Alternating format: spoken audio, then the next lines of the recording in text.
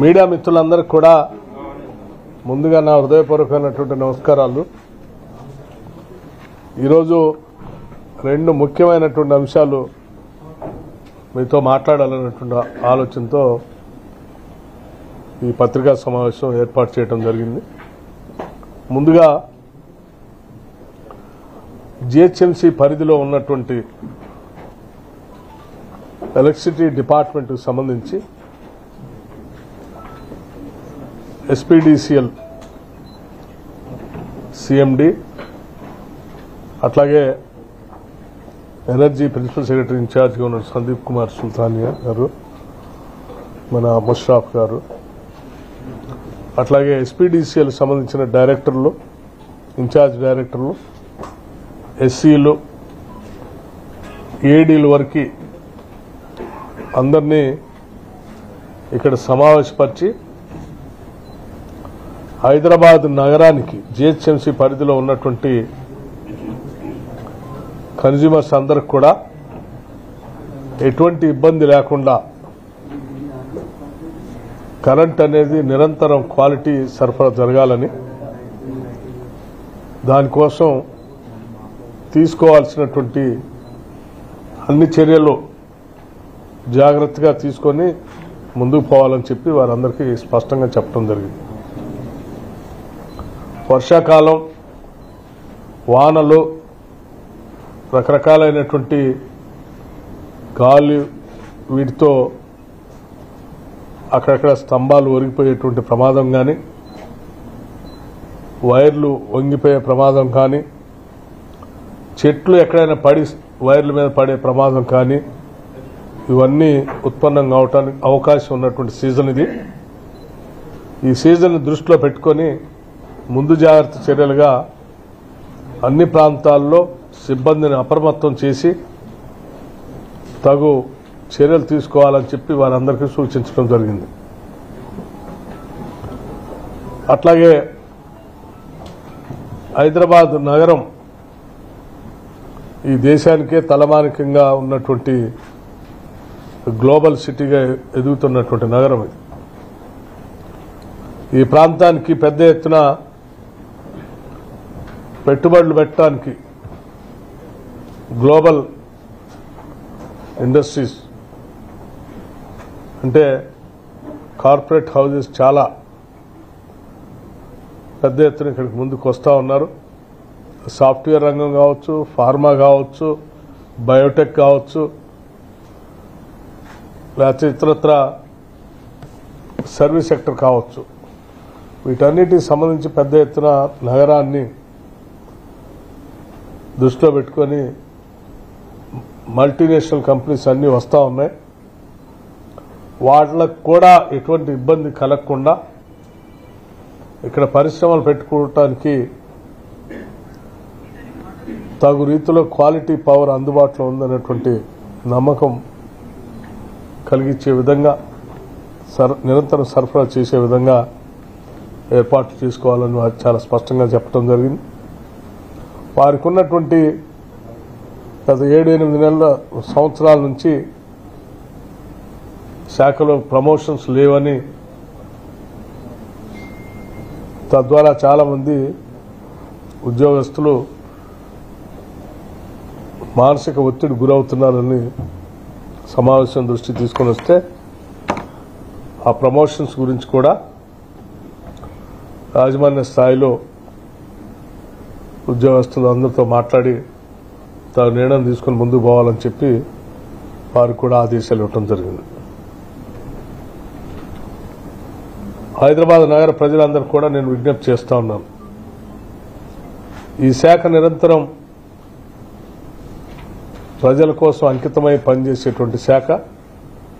అది అర్ధరాత్రి అయినా, అపరాత్రి అయినా, వర్షం పడుతున్నా, పిడుగులు పడుతున్నా, ఎండలు కాస్తున్నా, అర్ధరాత్రి అయినా కన్జ్యూమర్స్ కంప్లైంట్ చేస్తే వెంటనే స్పందించి పనిచేసేటువంటి సిబ్బంది, ఆ సిబ్బంది అందరినీ మీకోసమే అంటే మన కోసమే నియమించాం, మన కోసమే పనిచేసే స్థాయిలో వాళ్ళంతా కూడా పనిచేస్తూ ఉన్నారు. ఎక్కడైనా ఎవరికైనా ఇబ్బంది ఉంటే ఎలక్ట్రిసిటీకి సంబంధించి 1912 టోల్ ఫ్రీ నెంబర్కి మీరు వెంటనే ఫోన్ చేస్తే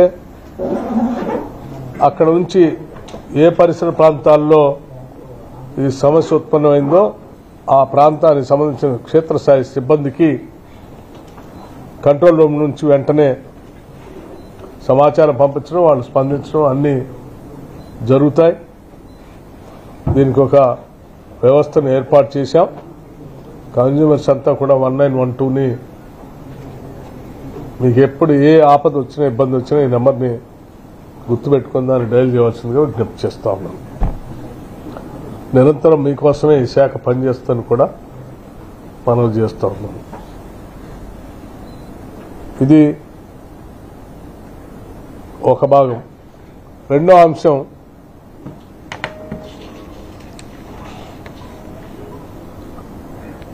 ఈరోజు ఉదయాన్నే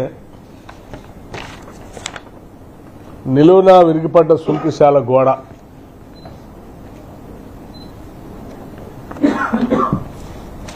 ఓ పత్రికలో హైదరాబాద్ నగరానికి మంచినీళ్లు తీసుకుని రావటం కోసం కృష్ణానది డెడ్ స్టోరేజ్ నుంచి కూడా నీళ్లు తెచ్చుకోవడానికి అవకాశం ఉండేటట్టుగా నాగార్జున సాగర్ దగ్గర నుంచి మొదలుపెట్టినటువంటి ఈ ప్రాజెక్టుకు సంబంధించి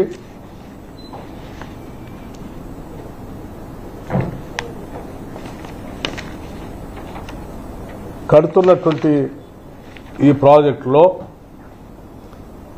నిలువున ఇరుగుపడ్డ సుంకిశాల కూడా దీనికి సంబంధించి చాలా ప్రమాదం జరిగేటట్టుగా ఈ ప్రభుత్వం కట్టిస్తూ ఉందని అర్థం వచ్చేటట్టుగా వారు చాలా స్పష్టంగా ఒక కథని అల్లి వండి వార్చారు దీంట్లో. సరే, సంతోషం. మేము ఇంతకాలం మీరు గొప్పగా చెప్పుకునేటువంటి కాళేశ్వరం ప్రాజెక్టుకు సంబంధించిన మేడిగడ్డ, అన్నారం, సుందిళ్లకే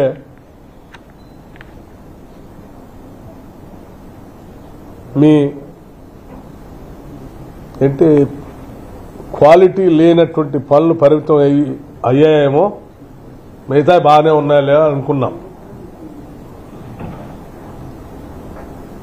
ఈ దెబ్బతో కేవలం మేడిగడ్డ, అన్నారం, సుందిళ్లే కాదు, మీరు కృష్ణానదిని కూడా వదిలిపెట్టలేదనేది దీని ద్వారా స్పష్టంగా అర్థం అవుతోంది.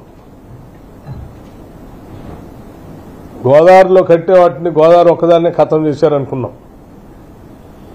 ఇప్పుడు కృష్ణానదిని కూడా వదిలిపెట్టలేదనేది అంటే మీరు ఈ రాష్ట్రంలో దేన్ని వదిలిపెట్టలే.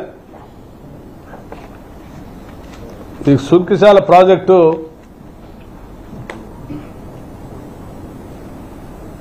జూలై 2021 నాడు ఆనాటి బీఆర్ఎస్ ప్రభుత్వం అలియాస్ మీ హయాంలో 11/6/2021 నాడు అగ్రిమెంట్ చేసి రిజర్వాయర్ సైడ్ వాల్ని జూలై 2023 టన్నెల్ సైడ్ వరకు పూర్తి చేశారు. అంటే వాళ్ళ కూలింది వారు కట్టించినటువంటి వాలే.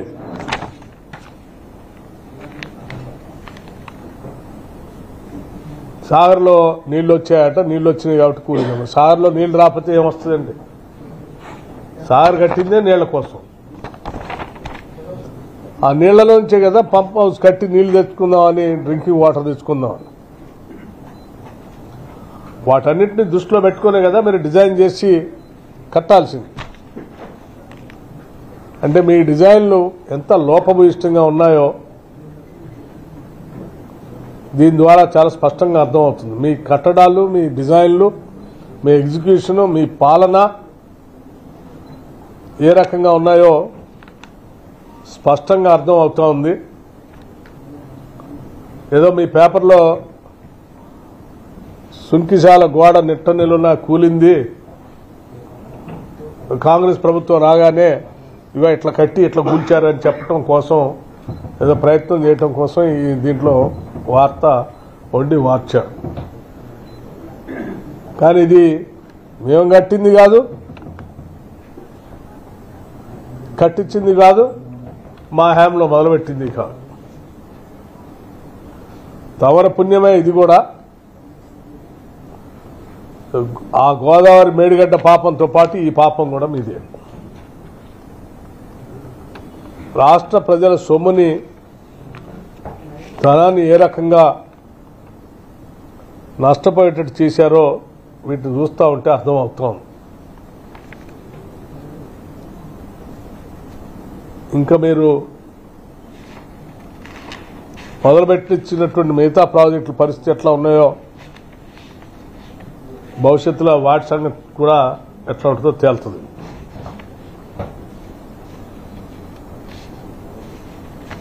ఇంకా చాలా గొప్పగా ఒళ్ళు గగురు పొడిచే వీడియో కోసం క్యూఆర్ కోడ్ స్కాన్ చేయండి. ఒళ్ళు గగురు పొడిచే విధంగా ఈ కూలిపోయే గోడలను కట్టించి దాన్ని ఇంకా మళ్ళీ గొప్పగా మార్కెటింగ్ చేస్తూ కూలిపోయేదాన్ని ఎవరి మీదనో బురద జరగటం కోసం ప్రయత్నం చేస్తూ ఉన్నారు. శాంక్షన్ చేసింది 2021 నాడు, మొదలుపెట్టింది 2022 నాడు, సైడ్ వాల్స్ కంప్లీట్ చేసింది 2023 జూలై 23కి. పీరియడ్ మొత్తం మీదేనే. దయచేసి ఇంకా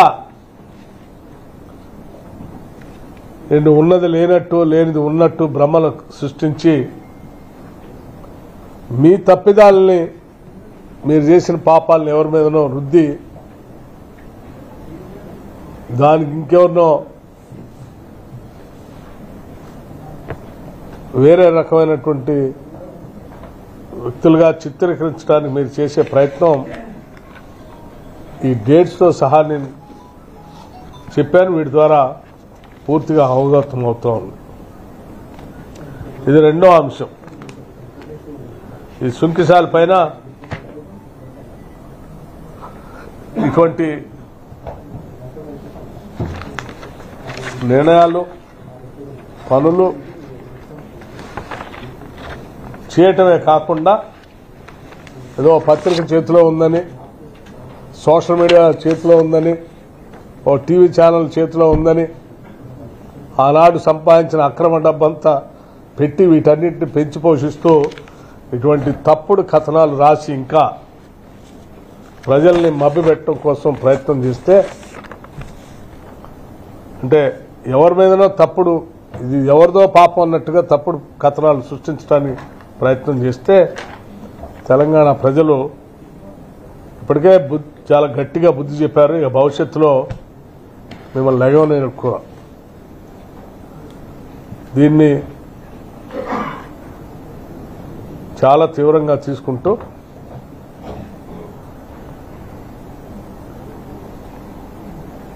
మీ తప్పుడు ప్రచారాలని మేము చాలా తీవ్రంగా కూడా ఖండిస్తా ఉన్నాం.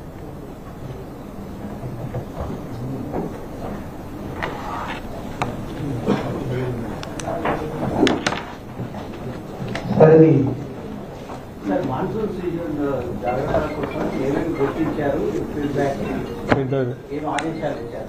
ఏదో ఎలక్ట్రిసిటీలో ఢిల్లీలో జరిగాయి కదా, సంఘటనలు జరిగాయి మాన్సూన్ ప్రమాదాలు, ఎలక్ట్రిసిటీకి సంబంధించా, అండర్ గ్రౌండ్ వాటర్, అలా ఇక్కడ జరగకుండా అండర్ గ్రౌండ్ వాటర్ సంబంధించా, వరద వర్షం వచ్చినప్పుడు తీసుకోవాల్సిన చర్యలు, వీటన్నిటికి సంబంధించి ఇప్పటికే హైడ్రా ఏర్పాటు చేసి, అట్లాగే పోలీస్ వ్యవస్థను కూడా గేరప్ చేసి, జిహెచ్ఎంసీ అధికారులని అందరినీ కంబైన్డ్ ఒక యాక్షన్ ప్లాన్తో సిద్ధంగా ఉండాలి ప్రతి అంశాన్ని కూడా ఎదుర్కోవటానికి అని చెప్పి చాలా స్పష్టంగా ఇప్పటికే అసెంబ్లీ సమావేశాలు జరిగిన రోజే రివ్యూ చేసి ముఖ్యమంత్రి గారు ఎవరి బాధ్యతలు వాళ్ళకు అప్పచెప్పడం కూడా జరిగింది. సో ఎటువంటి పరిస్థితులైనా ఎదుర్కోవడానికి ఈరోజు హైదరాబాద్ నగరానికి సంబంధించినటువంటి పాలనా యంత్రాంగం గేరప్ అయి సిద్ధంగా ఉంది, ఇంక్లూడింగ్ ఎలక్ట్రిసిటీ డిపార్ట్మెంట్తో సహా. Thank you. సుంగిసాలది మీరు ఆగస్టు 1కు అది కూలిందన్న వార్తలు వస్తున్నాయి, అది నిజమేనా? ఇప్పుడు దాని పరిస్థితి ఎట్లా ఉంది? ఏమన్నా రిపోర్ట్ తెప్పించుకున్నారా? అది పూర్తిగా వరద వచ్చి లోపల నీళ్లలో సాగర్లో నీళ్ల లోపల ఉన్నటువంటిది, ఇది డెడ్ స్టోరేజ్లో కట్టేది కాబట్టి పూర్తిగా ఫ్లడ్ వచ్చింది, మొత్తం మునిగిపోయాడు. ఏం కనపడదు కూడా. ఎట్లా ఉందంటే చెప్తాను, నీళ్లు తగ్గిన తర్వాత కానీ చూసి అది ఎలా ఉంది, ఏం చేయాలనేది చర్యలు తీసుకుంటాం. జల విద్యుత్ ఉత్పత్తి మీద ఏమన్నా దృష్టి సారించారు? ఇప్పుడు వర్షాలు బాగున్నాయి. జల విద్యుత్ ఉత్పత్తికి సంబంధించి ముందే మీ బహుశా మీ అందరూ తెలిసే ఉంటుంది. నేను గతంలోనే శ్రీశైలం ఒక నెల రోజుల ముందే పోయి, ఇంకా మాన్సూన్ స్టార్ట్ కాకముందే తీసుకోవాల్సిన చర్యలు, చెప్పాల్సిన పనులన్నీ చెప్పేసి వచ్చేసాం. అయితే దీర్ఘకాలికంగా కొన్ని సంవత్సరాలుగా పెండింగ్ పెట్టేసి ఉంచినటువంటి కొన్ని కార్యకలాపాలు నెలల్లో పూర్తి చేసేవి కానీ కాకుండా మిగతా అన్ని కంప్లీట్ చేయాలని చెప్పేసి తప్పనిసరిగా అండి. అన్నిటి మీద దీని మీద తేలుస్తాం కదా. అధికారులు ఆల్రెడీ ఇప్పటికే అడిగాం, ఆ సంబంధించిన శాఖని పూర్తి వివరాలని గవర్నమెంట్కి సబ్మిట్ చేయమని చేస్తాం.